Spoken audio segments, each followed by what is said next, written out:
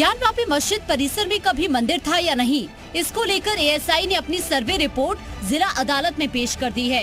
ASI ने सीलबंद लिफाफे में 1500 पन्नों की रिपोर्ट पेश की। रिपोर्ट में हिंदू प्रतीक और चिन्ह से संबंधित लेखों की सूची पेश की गई है। इससे पहले मुस्लिम पक्ष ने कोर्ट में एक याचिका दाखिल की थी और रिपोर्ट को सार्वजनिक न किए जाने की मांग की थी। कोर्ट ने रिपोर्ट देखी और मामले की अगली सुनवाई के लिए 21 दिसंबर की तारीख तय कर दी। आज एएसआई ने अपनी रिपोर्ट दाखिल की है, वो भी सील कवर में। लेकिन वादी का अधिवक्ता का कहना था कि सील कवर में रिपोर्ट नहीं दाखिल होना चाहिए, तो सील कवर में दाखिल किया है तो कोई दिक्कत नहीं है। और इनको आज ही कापी चाह रही थी और अंजुमन इंतजामिया की तरफ से ये एप्लीकेशन दिया गया कि साहब इसमें copy parties of the suit को प्रोवाइड जरूर किया जाए, लेकिन ये उनसे एफिडेविट के जरिए अंडरटेकिंग लेते हुए कि ये जब तक इस एएसआई रिपोर्ट का डिस्पोजल नहीं हो जाए तब तक इसको मीडिया या अन्य में किसी प्रकार लीक न किया जाए।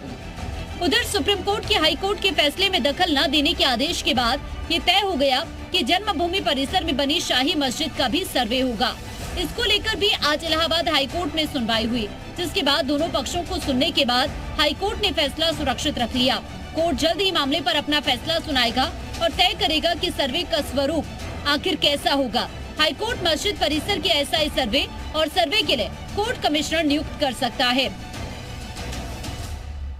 उनको कोई स्टे नहीं मिला है। माननीय सर्वोच्च न्यायालय ने उनका 15 तारीख में खारिज कर दिया है, कह दिया है कि इस तरह का ऑर्डर है, कानून के प्रति आप आइए। अभी वो नहीं पहुंचे उस तरह से, ना उनका नंबर मिला है, ना उनको कोई नंबर मिला है। हम लोगों ने कैविट दाखिल कर रखा है, हमें बिना सुने कोई नहीं हो। परिचय दे दे सर, नाम बताइए। मैं माता साकुर पीठाधीश्वर मुख्यवादी हूँ, भृगुवंशी आशुतोष पांडे, श्री कृष्ण जन्मभूमि बनाम शाही मस्जिद।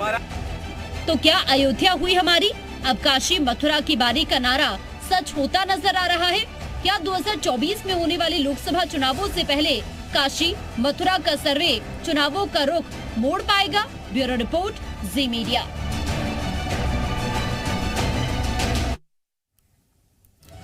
तो आज दो अपडेट आया सामने, दरअसल बनारस को लेकर के और ज्ञानवापी जो विवाद है उसे लेकर के, और मथुरा का जो विवाद है, शाही ईदगाह का जो विवाद है उसे लेकर के दो अपडेट आए हैं। इस पर बातचीत करने के लिए तमाम सहयोगी हमारे साथ जुड़ रहे हैं, उनसे हम आपको उनका तारुफ करा देते हैं, उनको फ्रेम में लाइए। हमारे साथ नीतीश भी जुड़ रहे हैं, विवेक जुड़ रहे हैं लखनऊ से, कन्हैया मथुरा से मौजूद हैं और आशीष राय हमारे साथ गोरखपुर से मौजूद हैं। लेकिन सबसे पहले कन्हैया का रुख कर लेते हैं, अगर आवाज आ रही है तो। कन्हैया की आवाज मिल सकती है हमें?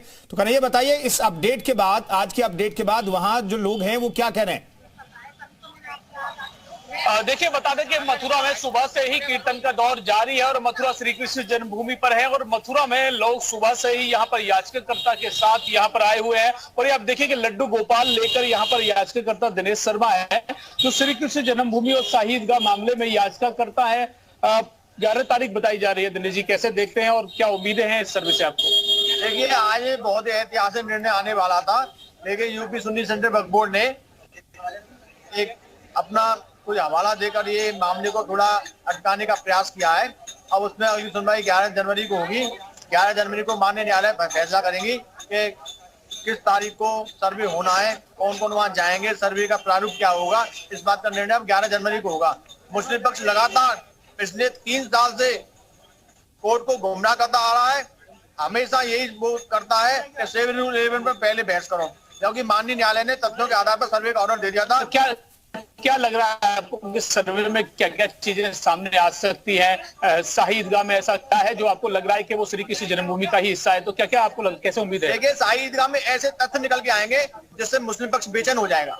जितने भी साक्ष्य वो इस मस्जिद के नीचे दबे हुए हैं, इसलिए मुस्लिम पक्ष घबरा रहा है। वो बार बार कोर्ट को गुमराह करके डेट पर डेट ले रहा है। लेकिन आज नहीं तो कल सर्वे होगा और सर्वे होने के बाद ठीक है कन्हैया, मैं आपके पास आता हूँ। कन्हैया, मैं आपके पास आता हूँ। नीतीश का भी रुख कर लेते हैं, बनारस से हमारे साथ मौजूद हैं। नीतीश, आज बनारस को लेकर के बड़ा अपडेट, और जिस रिपोर्ट का इंतजार किया जा रहा था वो सीलबंद लिफाफे में रिपोर्ट जो है पेश कर दी गई है न्यायालय में। लेकिन सीलबंद लिफाफे पर भी हिंदू पक्ष ने और खासतौर पर हिंदू पक्षी वकील विष्णु शंकर जैन ने आपत्ति दर्ज कराई है। वहां के लोग क्या कह रहे हैं?